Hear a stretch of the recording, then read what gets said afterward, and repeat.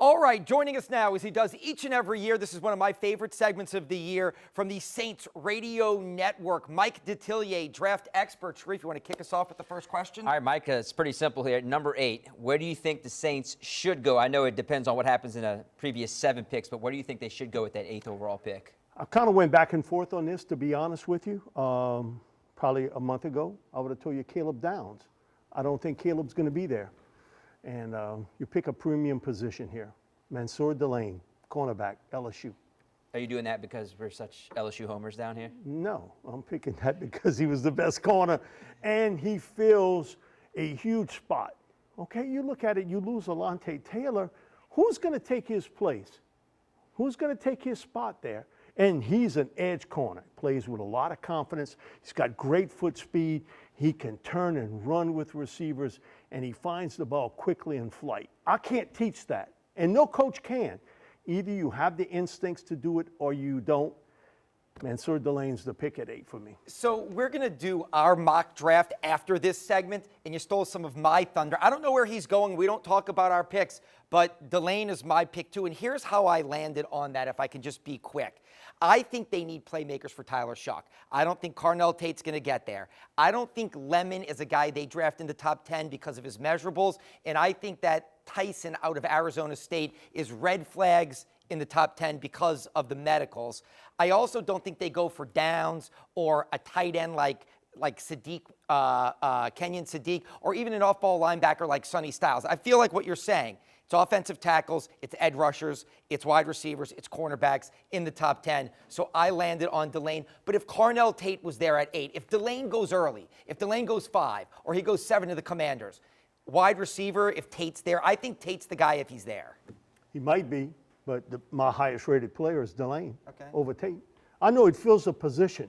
I have spent hundreds of thousands to millions of dollars on scouting. I'm going to skip that to pick a pick because it's such a huge need. I'm not doing that. That's how you get in trouble in this league.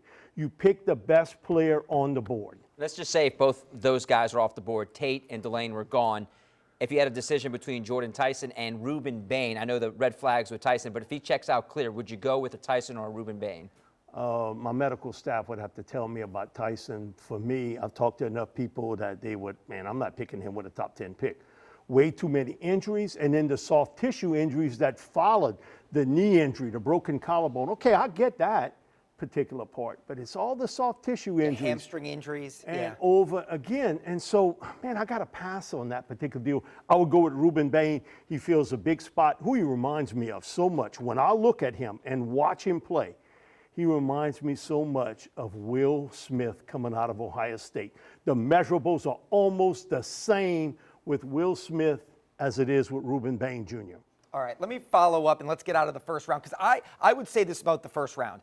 I think the Saints can celebrate whoever they get. They are going to get, I feel like, an elite player, because we know who's going number 1. Mendoza's going number 1.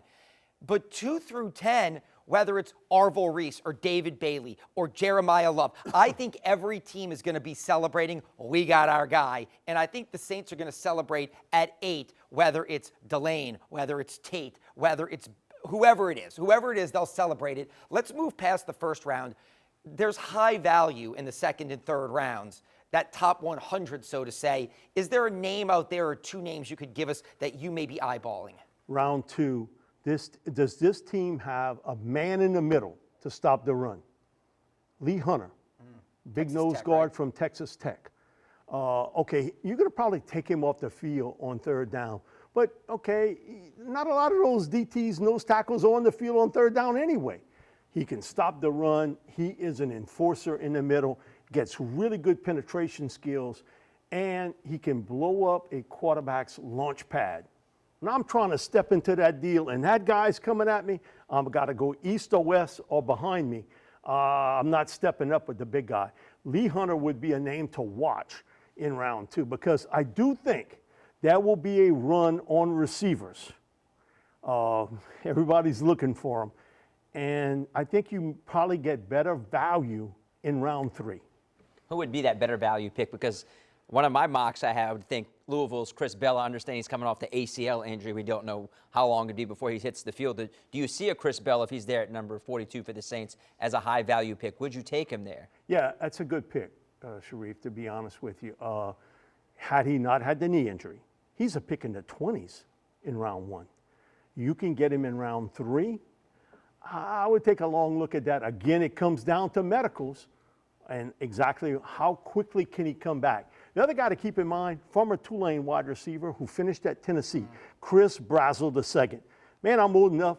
I scouted this old man when he came out of Angelo State, so I'm getting up there in age. Big, tall receiver who can give you some vertical speed, and he's a big playmaker. Final question as we wrap things up here. The Saints crushed the draft in 06.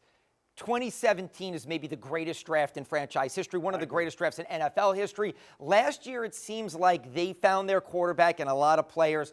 How important is it? It's easier said than done. Following up what they did last year with another strong draft, this is a rebuilding organization in need of youth. You are still rebuilding this football team. No matter how you cut it, you are still rebuilding. Okay, it wouldn't shock me if an edge guy, you go in round 1, a cornerback. To me, a premium position now is that slot guy, that star position. You got your left tackle, you got your quarterback. You'd love to get a receiver, tight end to kind of help out. But you could go a lot of different areas here. Don't cherry pick, okay? Go for the best player you have on the board, and you have a number of positions to certainly fill. All right. He is draft analyst Mike Detillier. We could take the whole half hour talking about this, but we got to wrap it up, unfortunately. We truly appreciate your time. Thank you, brother. Appreciate it.